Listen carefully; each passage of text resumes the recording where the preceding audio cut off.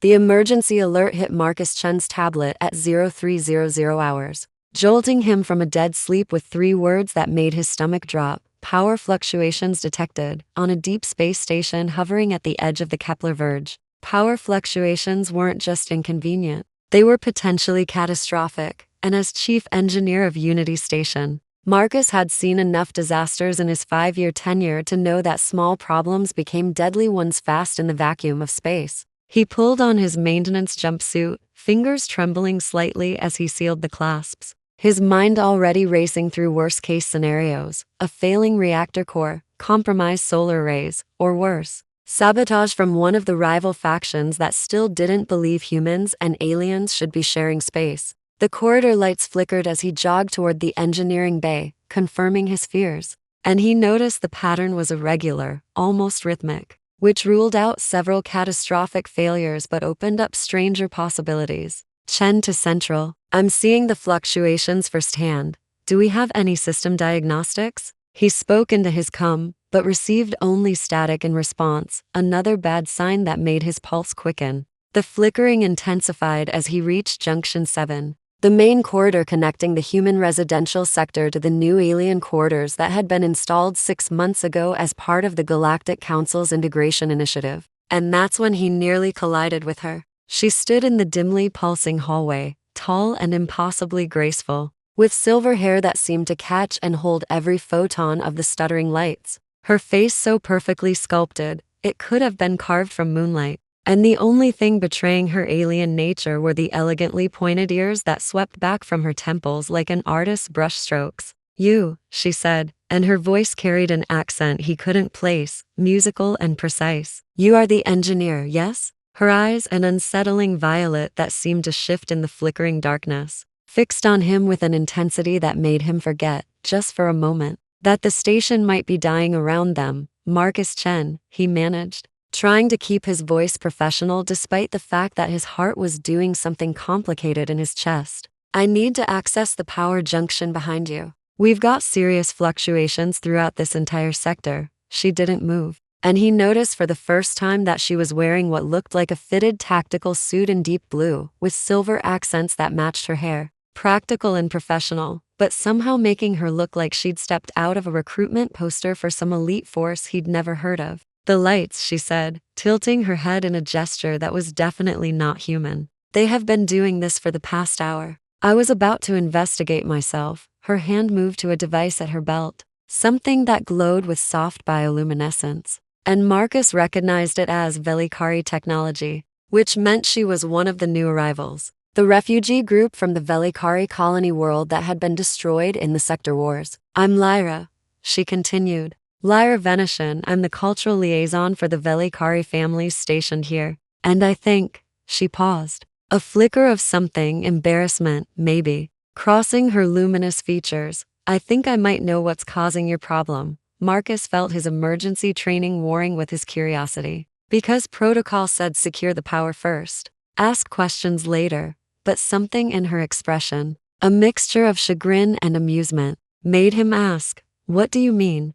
You know what's causing it. She sighed, a very human gesture that made him warm to her immediately, and gestured down the corridor toward the alien residential sector. Follow me, but please, try to be quiet. If I'm right about this, we don't want to startle them. His confusion must have shown on his face, but he followed her anyway, moving through the flickering corridors, with the surreal feeling that he'd stepped out of an emergency and into some kind of strange dream where beautiful alien women led him toward mysterious revelations at 3 a.m. The flickering got worse as they approached Habitat Module 3, the section that had been converted for the Vel'kari families, and Marcus was about to insist they stop and let him check the power conduits when he heard it. Music, faint but unmistakable, with a beat that seemed to pulse in sync with the light fluctuations. No way, he breathed, understanding, clicking into place, and Lyra shot him a look that confirmed his suspicion, her violet eyes dancing with suppressed laughter.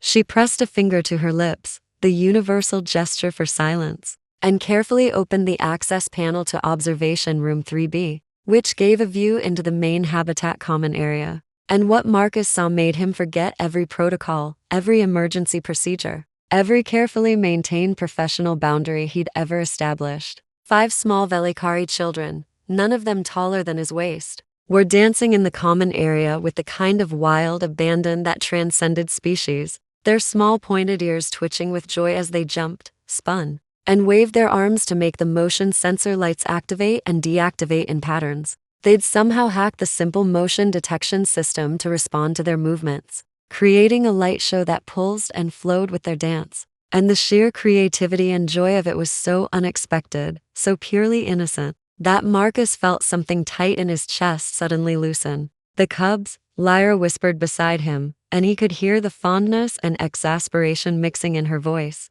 "They discovered the motion sensors 3 days ago. I've been trying to explain that they can't play with station systems, but Vel'kari children at this age, they're very," she searched for the word, persistent. One of the cubs, smaller than the others, with hair the color of starlight, executed a spin that triggered a cascade of lights, and the others cheered in their musical language, completely unaware they'd caused a station-wide alert. "They're overloading the circuit," Marcus said. But he was smiling despite himself, watching as another cub discovered that jumping made the lights pulse faster, turning the whole thing into an impromptu dance competition. Every time they trigger the sensors, it's drawing power from the main grid, and with 5 of them going at once, it's creating the fluctuations. He should have been annoyed, should have been thinking about the reports he'd have to file, the systems he'd have to recalibrate, but instead, he was calculating something else entirely. An idea forming that was completely against protocol and absolutely the right thing to do. "How long have they been doing this?" he asked, and Lyra checked her device, the bioluminescent glow casting strange shadows on her perfect features. "Based on the power logs I've been monitoring, approximately 63 minutes. They're supposed to be asleep, but," she trailed off, and Marcus' surreal worry crossed her face. "They've been through so much, their world, their home. Everything they knew is gone. If this makes them happy, if this gives them even a moment of joy, I couldn't bring myself to stop them. Even though I know it's causing problems." There was a story in those words, layers of pain and loss that Marcus couldn't begin to comprehend. And he remembered the briefings about the Vel'kari refugees, how they'd escaped their dying world with barely anything, how most of them had lost family members, how the children had seen things no child should ever see. His decision crystallized in that moment, shifting from a vague idea to absolute certainty. "What if we didn't stop them?" he said quietly, and Lyra turned to him with such surprise that he rushed to explain. "I mean, what if, instead of shutting down their game, we made it better, safer, something that doesn't overload the station power grid?" He was already pulling up schematics on his tablet, fingers flying over the screen as he calculated power loads and circuit capacity. "I could isolate this section, set up a dedicated circuit just for the motion sensors in this area, maybe even enhance them, add some color variations, different patterns they could trigger, turn it into an actual game instead of an accidental power drain." He looked up from his tablet to find Lyra staring at him with an expression he couldn't quite read, her violet eyes wide and shimmering with something that might have been tears. "You would do this?" she asked, her voice barely above a whisper. "For them, for children you don't even know, from a species you've only just met?" Marcus felt heat rise to his cheeks, suddenly self-conscious under her intense gaze. "On Unity Station, we're supposed to be building something new, right? Humans and aliens working together, living together.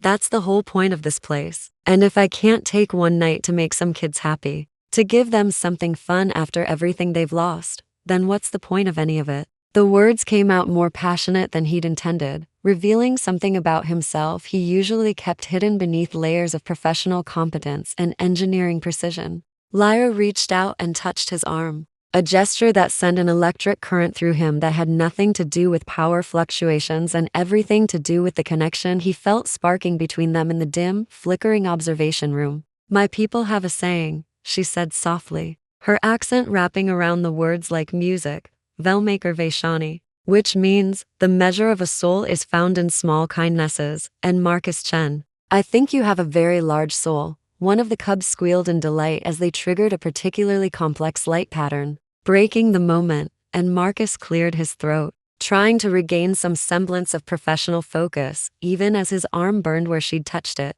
"Right, well, let me see what I can do." I'll need to access the main junction box in there, which means I'll have to interrupt their game for a bit. Can you explain to them what's happening?" Lyra nodded, her silver hair catching the stuttering light, and together they entered the common area, the motion sensors immediately flooding the space with illumination and causing all 5 cubs to freeze like they'd been caught stealing cookies, their pointed ears flattening against their heads in universal child guilt. Lyra spoke to them in Vel'kari, her voice gentle but firm, and Marcus watched the cubs' expressions shift from fear to wonder as she explained, gesturing to him and then to the lights, and though he couldn't understand the words, he caught his name and saw the smallest cub, the one with starlight hair, look at him with such hopeful eyes that he silently vowed to make this the best dance-like game in the entire sector. "They want to know," Lyra translated, a smile tugging at her lips, "if you're going to turn off their game forever, or if you're really going to make it better like I told them." 5 pairs of violet eyes fixed on Marcus with an intensity that made him understand why parents across the galaxy couldn't say no to their children,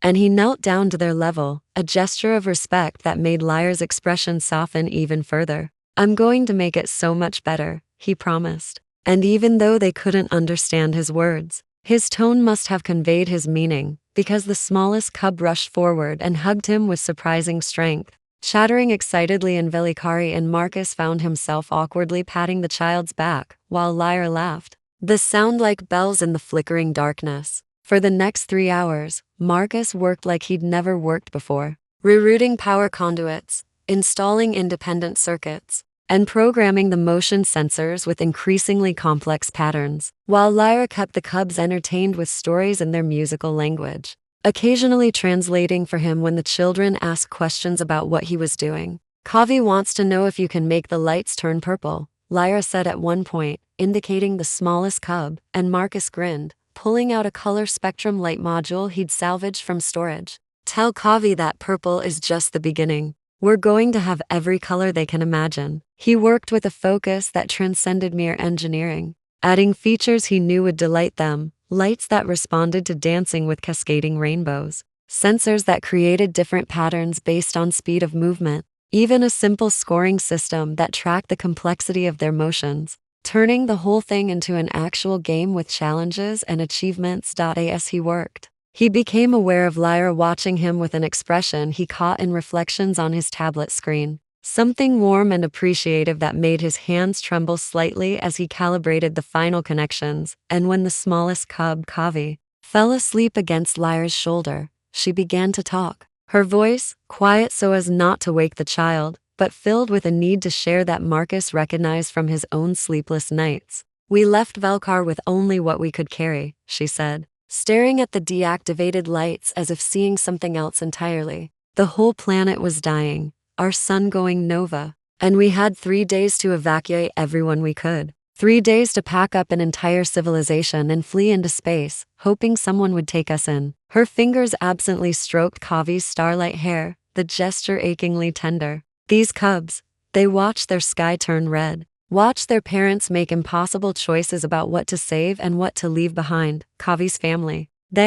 She stopped, swallowed hard, and Marcus saw the sheen of tears in her violet eyes. "She's the only one who made it to the transport, the only survivor from her entire family group. And she hasn't spoken since we arrived here, not a word. Just that musical chattering that means nothing. Like she's forgotten how to form real words." Marcus felt his throat tighten, looking at the small sleeping cub with new understanding, seeing not just a child who'd discovered a fun game, but a traumatized survivor trying to find joy in the aftermath of unimaginable loss. And his determination to make this perfect intensified into something almost fierce. "Then we make this the best damn dance game in the galaxy," he said quietly, his voice rough with emotion. He didn't try to hide. "We make this something so special that when Kavi plays it, when all of them play it, they can be kids again, even if just for a little while." Lyra's eyes met his, and in that moment, Marcus felt something shift between them,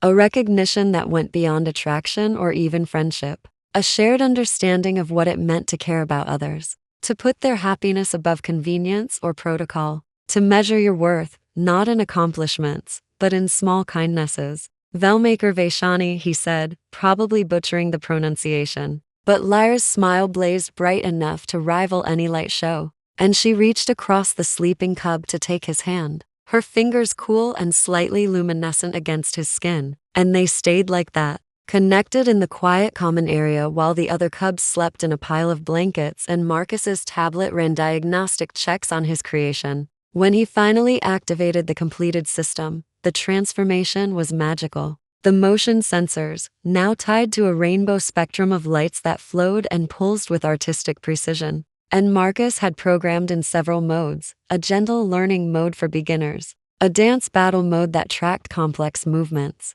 and even a story mode that created light patterns based on sequential motions, turning movement into visual narrative. He woke the cubs gently, and their reaction when they saw what he'd created made every second of lost sleep worth it. Their squeals of joy transcending language barriers as they jumped and spun and discovered that their movements now painted the room in colors that seemed drawn from dreams. Kavi, the smallest cub, stood uncertainly at the edge of the play area, watching the others with wide eyes, and Marcus noticed Lyra's concerned expression, the way she tensed as if preparing for disappointment. So he knelt beside Kavi and slowly raised his hand, triggering a soft purple light that bloomed like a flower in the air above them. The cub's eyes went wide, and Marcus moved his hand in a gentle wave, the purple light following his motion and leaving trails of lavender stardust in its wake. And then, so carefully, Kavi raised her own small hand and moved it, watching in wonder as golden light responded to her gesture, painting sunshine across the walls. And the sound she made, half laugh, half sob, was so purely joyful that Marcus felt his own eyes burn with tears. Lyra made a sound beside him, a gasp that drew his attention, and he saw she was crying openly now, her luminescent tears tracking down her perfect cheeks as she watched Kavi begin to dance, tentative at first, but growing bolder with each movement, creating cascades of color that the other cubs rushed to join, turning the whole room into a kaleidoscope of light and laughter and healing. "She's playing," Lyra whispered, gripping Marcus's hand so tightly it almost hurt. "Really playing, like she used to before everything. I haven't seen her like this since." She couldn't finish. But she didn't need to, Marcus understood. And he squeezed her hand back, watching the cubs transform the common area into art with nothing but joy and motion and the second chance he'd given them to be children. They stayed until morning shift, watching the cubs play until they collapsed in exhausted, happy heaps. And as station lights began their artificial dawn cycle, Lyra walked Marcus back through the corridors toward the engineering bay, neither of them quite ready to let the night end, to return to their separate lives and professional roles. "I should write you up, you know," she said, with a teasing smile that transformed her serious features into something impish and wonderful. Unauthorized use of station resources, installation of entertainment systems without proper approval, corrupting innocent alien children with fun. Marcus laughed, surprising himself with how natural it felt, how comfortable he was with this woman he'd known for less than 6 hours, but who felt somehow essential, like she'd always been meant to walk beside him through flickering corridors at dawn. "In my defense," he countered, "I was investigating a critical power fluctuation, and my solution was both elegant and effective. The fact that it also happens to make kids happy is just good engineering." They reached the junction where they'd first met. The lights, now steady and reliable, no longer pulsing with the rhythm of unauthorized dance parties. And they stopped, both reluctant to say goodbye, both knowing that something significant had happened in the night that went beyond fixing lights or entertaining children. "Marcus Chen," Lyra said formally, but her eyes sparkled with warmth that was anything but professional. "On behalf of the Vel'kari people, I thank you for your kindness to our cubs, for seeing them as children who deserve joy rather than problems to be managed." And as she hesitated, vulnerability flickering across her features, "I would like to see you again, not as cultural liaison to engineer, but as Lyra to Marcus, if that would be acceptable." His heart did something complicated and wonderful in his chest, and he found himself grinning like an idiot, all his usual reserve melting away under her hopeful gaze. "I would like that very much," he said, then added, with a boldness that surprised him, "Maybe I could show you the observation deck, the real one in the station's crown. The view of the nebula is incredible at night, and there are definitely no motion sensors for cubs to hack up there." Her laugh was like starlight-made sound,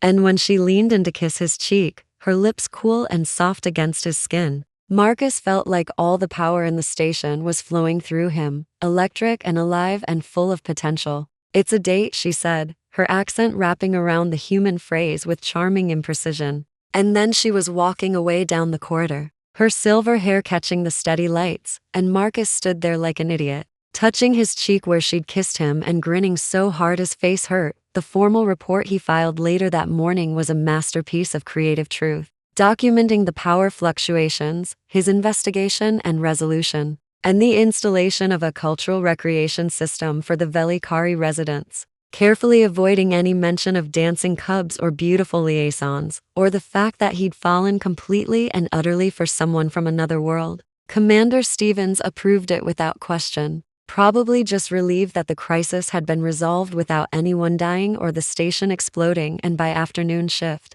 word had spread through Unity Station about the engineer who'd turned a power emergency into a gift for refugee children, though the details got increasingly embellished with each retelling, until Marcus was apparently some kind of saint who could make lights dance with his mind alone. He endured the teasing from his engineering team with good humor, accepting their jokes about him going soft and making friends with the aliens. Because the truth was, he had gone soft at least, where 5 traumatized cubs and 1 incredible woman were concerned. And he wasn't even slightly sorry about it, though he drew the line when his second-in-command suggested they install motion sensor games in every habitat module, pointing out that the power grid had limits and his sanity had limits, and both were currently being tested. That evening, he met Lyra at the observation deck as promised, and she arrived wearing a different outfit. This one, a flowing tunic over fitted pants in shades of twilight blue, practical but elegant, and her silver hair was braided with small luminescent beads that glowed softly in the dim light of the observation room.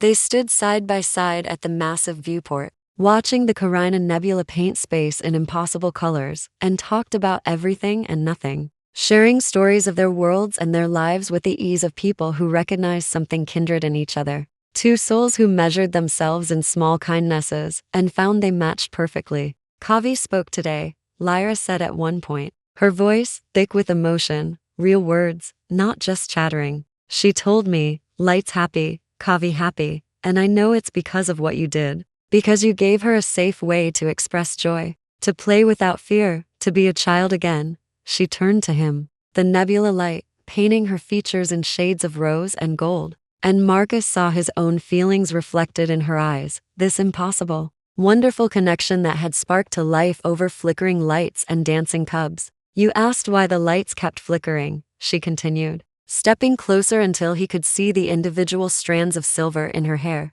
smell the subtle scent of her that reminded him of ozone and starlight. "And the answer changed my life, changed Kavi's life, maybe changed what Unity Station means to all of us. Because you chose kindness when you could have chosen protocol. I chose you," Marcus said, the words emerging without conscious thought, but carrying absolute truth. "The moment I saw you in that corridor, the moment I watched you care more about Cub's happiness than station regulations, I chose you. I just didn't know it yet." She kissed him then. Not the chaste cheek kiss from the morning, but a real kiss, her lips cool and perfect against his, tasting of starlight and promise and a future neither of them had imagined when they'd woken that morning to flickering lights and emergency alerts. And when they finally broke apart, both slightly breathless and grinning like idiots, the nebula seemed to blaze brighter beyond the viewport, the universe itself approving of this impossible, wonderful thing growing between an engineer from Earth and a refugee from a dying star. They stood together until the shift change, planning dates and sharing dreams and building something new from the ruins of Lyra's old world and the loneliness of Marcus's isolated life. And when they finally parted, both had to report to their respective duties. Marcus's tablet buzzed with a message that made him laugh out loud. It was from Commander Stevens, officially requesting that he develop cultural recreation systems for all the alien family groups on the station, with a note that read, "Whatever you did, it worked. The Vel'kari Council has asked for more human-alien collaboration initiatives, so congratulations, Chen. You've just become Unity Station's unofficial ambassador of fun." Over the following weeks, Marcus found himself spending more and more time in the alien residential sectors, designing games and recreation systems that respected each species' unique culture while encouraging integration and play, and always, Lyra was there, consulting on cultural sensitivities, translating, and gradually becoming not just his partner in these projects, but his partner in everything. Their relationship growing with the steady inevitability of stars being born from cosmic dust. The Cubs adopted him as an honorary Vel'kari, teaching him their language with patience and giggles at his terrible pronunciation. And Kavi, the smallest one who'd been too traumatized to speak, became his shadow, following him on installation jobs and helping by handing him tools and chattering about the colors she wanted to see in the next game iteration. And watching her heal, watching her transform from a silent, haunted child into a normal, joyful, occasionally annoying kid who demanded stories and snacks and piggyback rides, felt like watching a miracle unfold in real time. 6 months after that first night of flickering lights, Unity Station hosted the first interspecies cultural festival, a celebration of the growing community that had formed in the darkness of space. And Marcus stood with Lyra on the main promenade, watching humans and 5 different alien species mixing freely, sharing food and stories and laughter. And he marveled at how a simple emergency call had led to this, to connection and understanding and love, to proof that the vast differences between species mattered less than the simple, universal truths of kindness and joy. "I've been offered a permanent position," Lyra said quietly, her hand finding his with the automatic ease of long practice, "as Chief Cultural Integration Officer for the entire Unity Station project. They want to expand, build more stations, create a whole network of integrated communities. And they want me to lead the cultural initiative." Marcus felt pride and excitement war with a selfish fear of losing her to a bigger mission, a greater calling. But before he could speak, she continued, "I told them I would accept on one condition, that my partner, the brilliant engineer, who understands that the measure of a soul is found in small kindnesses, works with me on every station, designing not just the technical systems, but the heart of these places. The spaces where children play and people connect." She turned to him, her violet eyes shining with love and mischief and challenge. "So, Marcus Chen, want to build a future with me, one dance game at a time?" He kissed her in front of the entire festival, humans and aliens alike, cheering and whistling, because some moments demanded grand gestures, and his answer was yes. Yes, to her, and to the mission, and to measuring his life not in successful repairs or efficient systems, but in Cubs who learned to laugh again and communities that chose integration over isolation, and the small kindnesses that accumulated over time became something vast and wonderful and transformative. That night, they returned to Habitat Module 3, where it all began, and found the Cubs still awake despite the late hour, dancing in the lights Marcus had created, painting the room in colors that spoke of joy reclaimed and futures rebuilt. And Kavi ran to them with arms outstretched, chattering excitedly about the new purple pattern she'd discovered. And Marcus scooped her up, while Lyra laughed, and together they joined the dance, human and Vel'kari moving in the cascading rainbow lights. And somewhere in the cosmic darkness beyond Unity Station, stars were being born and dying. Galaxies were spinning their eternal dance. But here, in this small room, with flickering lights and giggling cubs, and the woman he loved beside him, Marcus Chen had found his universe, his purpose, his home. And it had all started with a simple question: why were the lights flickering? And the answer, as it turned out, was the beginning of everything that mattered.